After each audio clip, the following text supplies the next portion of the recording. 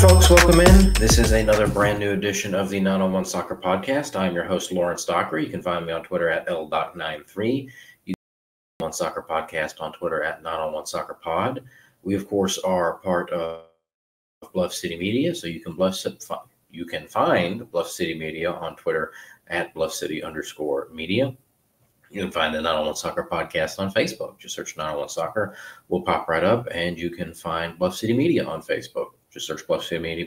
Just search Bluff City Media, and they'll pop right up. This one, obviously, you notice the background is a little bit different than what you're used to. I am on the road attending a conference for my regular 8 to 5 Monday to Friday job for work. So due to some technical difficulties, I'm not recording this until Monday night. So I may be a little bit hazy on what happened on Saturday night. I've had a lot going on between now and then. But Memphis 901 FC does get the win 2-0 over FC Tulsa at home at AutoZone Park on Saturday night. That is their second straight win after they beat Miami FC 5-1 on Wednesday of last week. And that's now their 9th straight game at home without a loss, dating all the way back. That streak started on May the 4th against the Tampa Bay Rowdies. The last home loss was back on April 20th against Monterey Bay. That one was 2-1. So in that stretch, you have had a 4-1 win over the Tampa Bay Rowdies, a 2-0 win over the Pittsburgh Riverhounds, a 1-1 draw with the Colorado Springs Switchbacks, a 2-2 draw with Rhode Island FC, a 2-1 win over New Mexico United, a 5-1 win over Phoenix Rising, a 1-0 win over San Antonio FC, a 0-0 draw with El Paso, and now a 2-0 win over Tulsa. Perhaps one of the maybe more, I don't know if it's more or less impressive, but one thing that's worth noting, I guess you could say, this win over Tulsa came less than a month after a loss on the road at Tulsa, where 901 FC was done in by former Memphis 901 FC player Philip Goodrum. Tulsa came to Memphis, and Philip Goodrum was no longer part of FC Tulsa. He got signed by Louisville City. You want to talk about a case of the rich getting richer. I think that is just somewhat ironic because if you will recall a win at Louisville in late 2022, I think it was September, I think Philip Goodrum was sent off either late in stoppage time after scoring a really late goal or after the final whistle. And I can promise you, in Louisville, until this signing, they hated him. They hated him in Louisville. It's always a lot easier to hate them when they're on somebody else's team. He is no longer on somebody else's team. He is on their team. I think he made his debut on Saturday and in front of like 13,000 people. And they got a win, if I'm not mistaken, and I believe he got a goal as well. So in any event, you knew it was going to be tough for Tulsa to come to Memphis and get a win. Well, it was going to be tough for them to do that anyway because 901 FC had been playing very well at home. They were 8 straight unbeaten coming into this game. And then you subtract Philip Goodrum out of the equation for Tulsa, and you add in the fact that 901 FC is coming off of a resounding 5-1 win over Miami FC earlier in the week, and all of that equals a 2-0 win for 901 FC at home. So how did we get there? You had Bruno Lapa scores a penalty in the first half, and then in the second half, Samuel Carriaga gets the second goal. That is the second straight game with a goal, the third straight game, third straight game with a goal for Samuel Carriaga. And I seem to remember, I think it was I don't remember which game it was. It might have been the San Antonio game, or it might have been all the way back in the Phoenix game.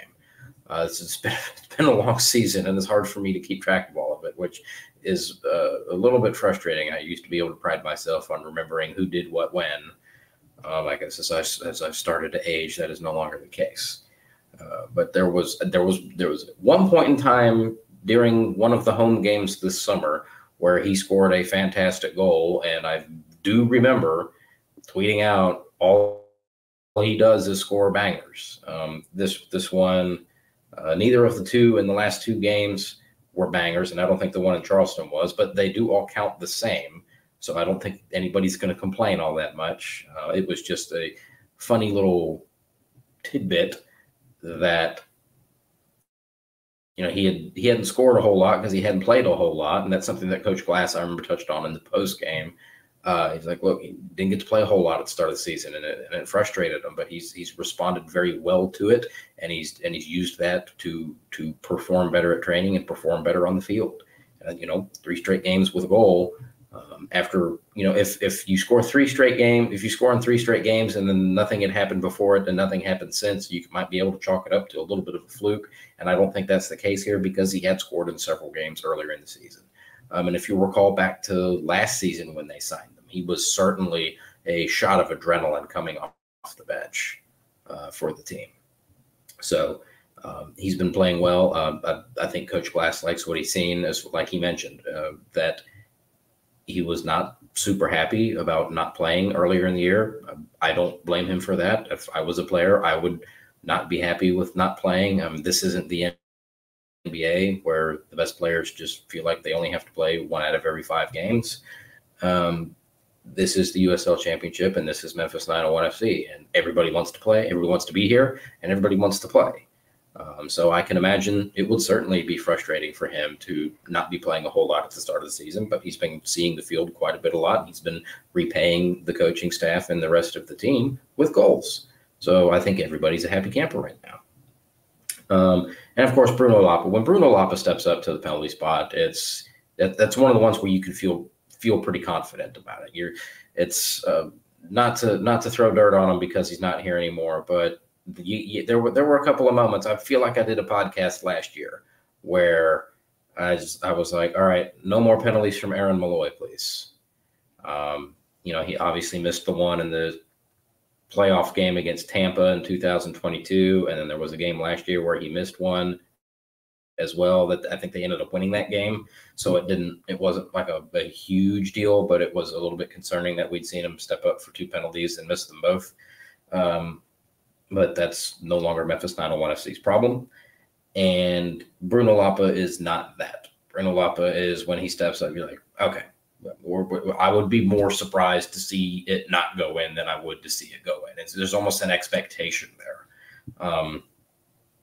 And I can't think of, there's been several this season that he has made. I cannot think of one that he has missed thus far.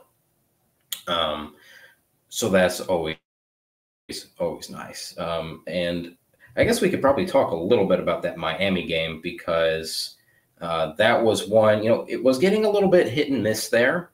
It wasn't like last year where there was just everything went off the edge of the cliff, right? You had that stretch last year. Remember, they started off a little bit slow, and then they had like a 12-game unbeaten run, and then the calendar turned to July, and they went out to Phoenix and got popped, and then they came home against San Antonio and got popped again, and it was like a death spiral for a month. That wasn't a whole lot of fun. And then they righted the ship and had a little bit of a turning point in that home game against Tampa last year. This year there was no death spiral, or there hasn't yet been. But prayers up that there is no death spiral. But with this team, the mentality and the group of guys they got on there, even when we've seen, I think we might have already had the death spiral, and that was the 5 losses in a row earlier in the season, and there was no panic, there was no quit, there was none of that, and we saw them respond very well and go unbeaten in like 9 out of 11 games. So there has no, like, this was around that time in the calendar last year where things felt like they were going to go off the rails. We didn't quite have that in this last little run of games. It was getting a little bit frustrating, just a little bit, right? You have a 4-1 loss at Orange County, but then you go on the road and get a 1-0 win in Detroit. And Detroit's a tough pace to play, and we have still never lost to those scumbags.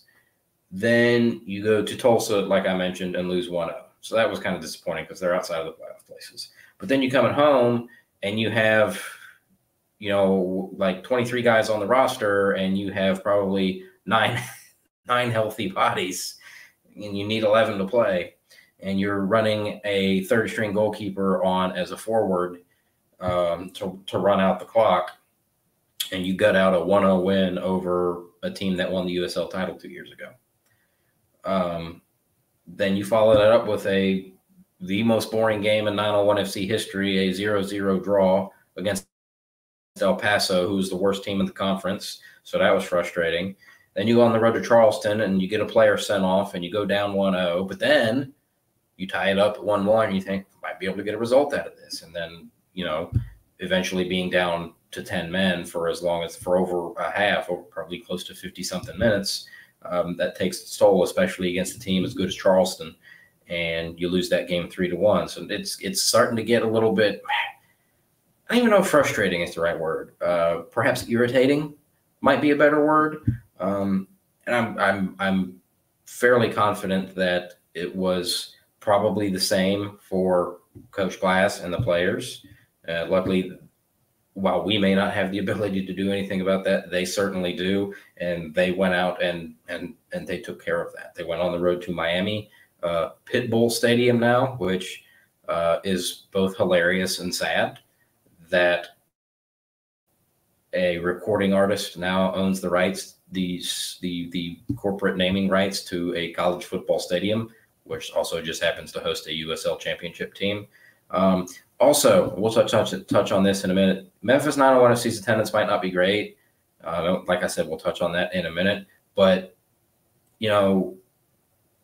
it's never been, but like the worst ever crowd was a midweek game on short notice with 1,400 people. If there were 400 people at that 901 FC Miami FC game, I will eat my shoes. And I know they're going to announce, well, if they announce it at all, that's been a really strict, especially with the Birmingham Legion. But that is this weird trend in the USL where if the attendance is bad, we just don't announce it. Because if there's not a number out there, nobody can say it's bad.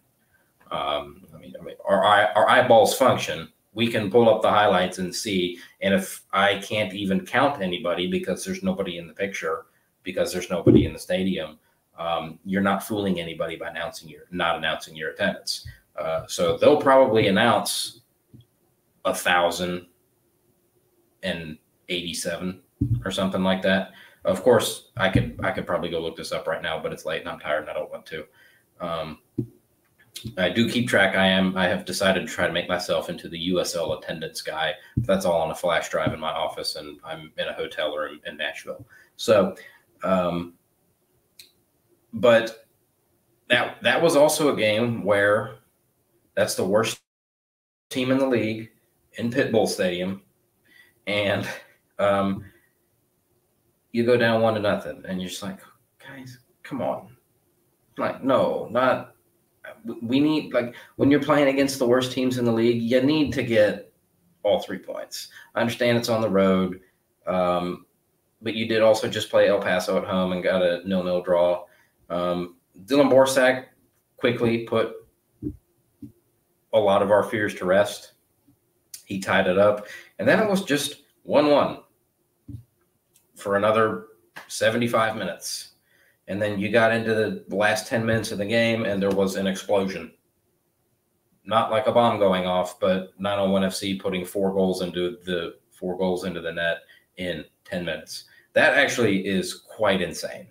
I don't know that. I mean, that is like the only time I can ever think of that happening is in a 10-minute stretch.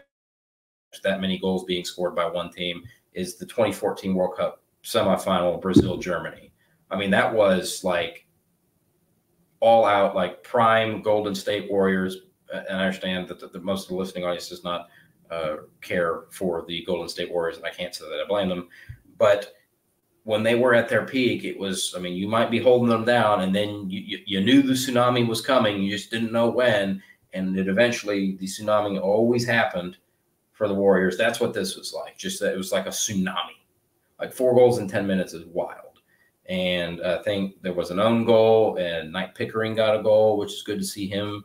That's 2 goals in the last couple of games for him after a rough go of it so far. Cardiaga got a goal. It's like everybody. 5 goals and 4 different goal scorers. Well, maybe technically 5. Nobody repeated, but one of them was an own goal, so only 4 901 FC players got goals. And then you come home for the Tulsa game. And Tulsa, while they're not bottom of the table, they are on the fringe of playoff places. The reality is they are outside of the playoff places, and you're at home. So that's one that you really need to get 3 points out of. And they did. And there wasn't ever really a point where you thought Tulsa was going to steal something. So that's good. So you look at, it was starting to get a little bit frustrating. It was starting to get a little bit irritating. And I think the new signings have helped. I think they have, not from a standpoint of, look, let me start over.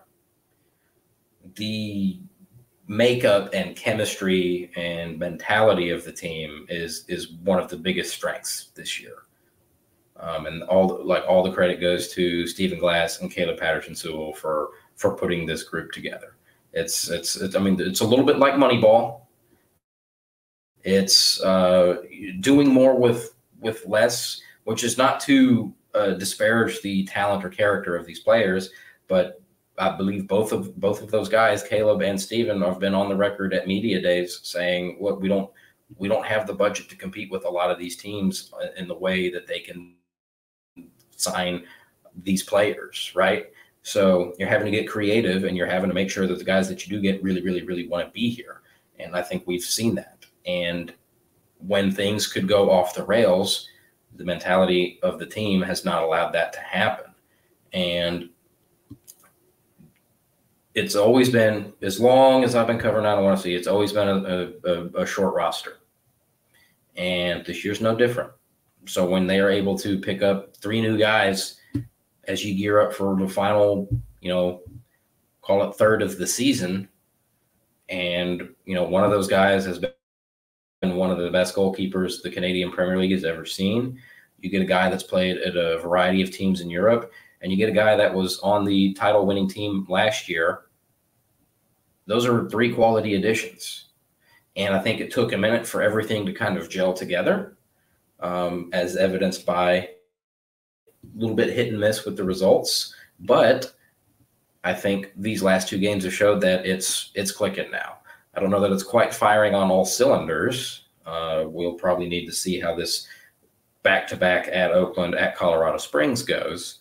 And then you come home for 2 home games, Hartford and North Carolina. So I don't know where any of those teams are in the standings respectively. Like I said, I could look it up, but I'm really tired and I don't want to, and that would take an extra minute.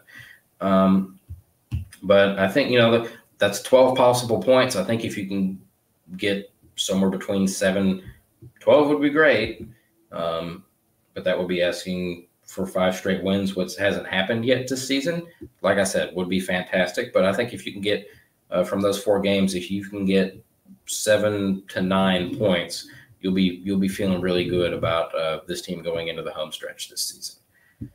Because then you go to Louisville on September 28th, and they're flying high, and that's a tough place to play. But if I'm not mistaken, I don't want to see has won their last 2 trips to Louisville. I was there last year, and they beat them 3-1. And Stephen Glass had one of the funniest moments. I laughed out loud and was just cackling in the press box at Lynn Family Stadium, because for whatever reason, the Louisville fans that game decided they really wanted to be on the referee's ass from the first whistle. And he called, 3 or 4 fouls on Louisville in the first 10, 15 minutes, and none of them were in dangerous areas, and I don't think any of them resulted in a caution being shown. So the first time that Memphis got called for a foul, I think it was already 1-0 at this point. The whole crowd, they did the whole sarcastic, everybody stood up, yeah, and cheered, because it was the first foul. And Stephen Glass turned around and looked at the crowd and went, "That's one. That's one." And just went walking up and down the technical area like this to everybody in the crowd. I thought it was hilarious. So they did get a 3-1 win in that game. And then, like I mentioned earlier, that late 2022 game, they won at Louisville. So I think they've won their last 2 at Lynn Family Stadium. So that might bode well for that September 28th trip. Could have and maybe should have had an Eastern Conference final there in 2022. Unfortunately, that did not come to pass.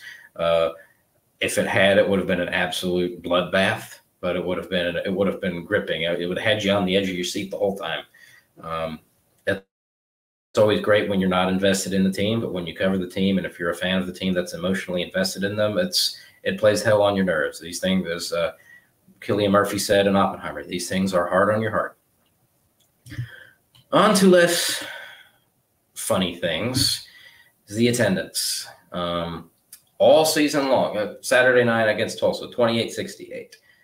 That was up from the previous game, but was below the last several home games. So all year long, I've said it's not time to panic until we get to that September 11th game against Hartsville. Once we get into football season, then we're screwed. It's not football season as of the date of this recording, but it will be football season by the time that next home game rolls around, and that's a Wednesday night. So what little oxygen you got in the local media scene over the summer will now be gone. And I don't know, man. Like, at this point, I don't know. I don't know. What I thought were good answers apparently are not good answers.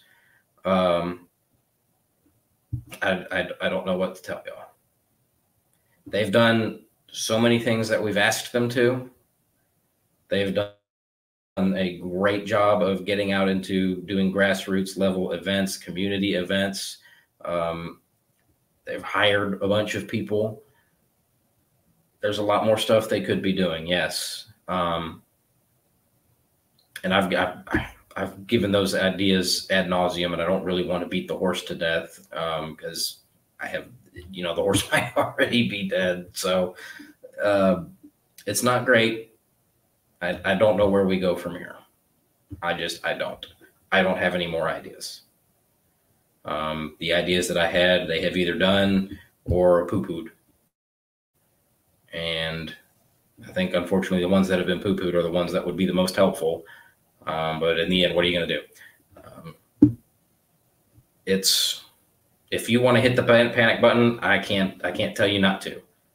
If this is August 19th, if this was June 19th, I would tell you don't hit the panic button yet. And I feel like I've been fairly consistent on that all year. And now that it's here, I said we're going to cross that bridge when we get to it. Well, we've gotten to it. How are we going to get across this bridge? I feel like I'm in the movie A Bridge Too Far. I don't have anything for you guys on this. I'm sorry. I can't do it all. This is not to suggest that the people that are working on it are not working on it hard. I'm sure they are. There need to be more of them, perhaps, and they need to be doing more and different things. I'm not privy to the day-to-day inner workings of the organization. There's 4 home games left. 3 of them are Saturday games.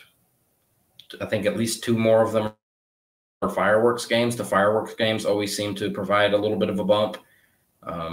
There's a lot more tournaments at Micros, God knows. I'm sure you'll see me out there running my ass into the ground. And I think at this point, we're just going to have to focus on how do we start well and sustain it next year. Playoff run would be nice. That's out of the hands of anybody on whatever the marketing department is, if there is one. They hired somebody fairly recently who used to work for the Tampa Bay Buccaneers. His name escapes me, but I know he followed me on Twitter. Hopefully that he's able to provide some sort of insight and some fresh ideas, because they are desperately needed. I mean, we are trending, barring some miracle for these last 4 home games, and then maybe 1, maybe 2, maybe 3, maximum of 4, possibility of none for the playoff games, barring all of those being like 5,000-6,000 people, which we haven't seen a crowd of 5,000 since 2022. I think we're on track for yet another year of the worst attendance in 901 FC history. And at that point, it has to be, how much longer is this going to go on before somebody does something about it? Now, I think the good news, big picture for 901 FC is that as bad as it is here, I mentioned it earlier, it's a lot worse in a lot of other places. North Carolina FC's attendance stinks. Miami's is non-existent. Las Vegas, they finally have a competent team. It has not reached the news of that has not reached the masses out there in Las Vegas. I am also really interested as why we keep trying to make Las Vegas a soccer town. I was born there. Nobody cared about, like, I played, but nobody cared about it in any serious fashion. And, the Copa America games that were there this year were not super well attended. You had the Nations League final there last year, which, because Mexico got bounced out, they said there were 35,000 people, which means there were probably like 27. The Lights have drawn 1,000 people a game for each of the last 3 years. Charleston is the one that surprises me. Charleston's attendance is it's not rock bottom, but it's not far from it. And that's crazy because they went to the USL Championship game last year. They were a really good team last year, and they've been a really good team this year. And their attendance stinks on ice. So I guess if you're a glass half full person, the good news for you, if it was a glass half full 901 FC fan, is that there are a number of other teams in this league drawing well below what 901 FC is drawing. That doesn't solve any problems, but that might help prevent other bad things from happening, at least in the short term. Long term, I don't know. But that's there's only 4 home games left this year, so this might have to end up being a problem for next year. And I think it's going to come down to you have to make people aware of your existence. And as many of the events as they've done this year, and they deserve to be commended for that, and I have done so repeatedly, and I have said so repeatedly, they've done a very good job with community events and the jersey unveiling, the season ticket holder event to start the season, the new the new third kit, the River kit, which they wore again on Saturday, and that thing looks so good. Being out at Mike Rose more often, just the open practice, doing stuff with the schools, they've done a lot of that. But it can't it all has to work together. You have to do all of them all the time. You can't just do some of them some of the time. Because look, at the end of the day, it has gotten worse every single season. I'm not making this up. This is not something that anybody can disprove. This has gotten worse every single season, which is really frustrating because this team has never been successful. Those first 2 years were the dark ages. The first year was kind of fun. The second year sucked. And then, 21 finally got good with that Labor Day weekend game against the Birmingham Legion. Then 22, top 2 team in the league the whole year. Last year, top 4 seed, hosted a home playoff game. This year, currently in the top 4, on pace to host a home playoff game. So this team has been good. It's not like they stink. It's been time to challenge the ludicrous notion of Memphis will always support a winner, because that is just not the case. Memphis will support men's basketball when they're a Final Four team, which, let's be real, has happened 3 times ever. Memphis will support the Grizzlies when they're going into the playoffs, but that didn't happen last year. They, outside of a college game day level season, the support for Tiger football really hasn't been there, despite them being really, really good for a number of years. Support for 901 FC, not there. It's beyond time to question Memphis will always support a winner, because this team is winning. They're a good team, and the attendance has gotten worse every single year. So this has turned. I've gone off script here. We've lost cabin pressure. I've gotten annoyed now. I didn't really want to be annoyed, but I got there, and I don't know what else to do. I'm hopeful that somebody somewhere has better ideas than I've been able to come up with. The optimist, such that I am one, thinks that might be possible. The cynic in me says if it would have happened, if it was going to happen, it would have happened by now. I don't know, but like at some point, it's not going to be able to go down anymore, and it's going to look like Miami. And if that day comes, that is going to be a sad, sad day. And I don't want that day. I don't want to have that sad day. So that's going to do it for us tonight. It started out on a positive note because now I want to see one back-to-back games, and they're in the top four spots in the Western Conference, on track to host a home playoff game, and it turned into me bitching about the attendance. I didn't want that to be the case, but anyway, that's what it is. So that's going to do it tonight. Thanks, everybody, for tuning in. I'm your host, Lawrence Dockery. You find me on Twitter at LDoc93. Find the 901 Soccer Podcast on Twitter at 901 Soccer Pod. Find Bluff City Media on Twitter at Bluff City_media. 901 Soccer on Facebook, and Bluff City Media on Facebook as well. Thanks, everybody, for tuning in. Next home game for 901 FC, Wednesday, September the 11th against Hartford Athletic. Hopefully we will talk to you after that.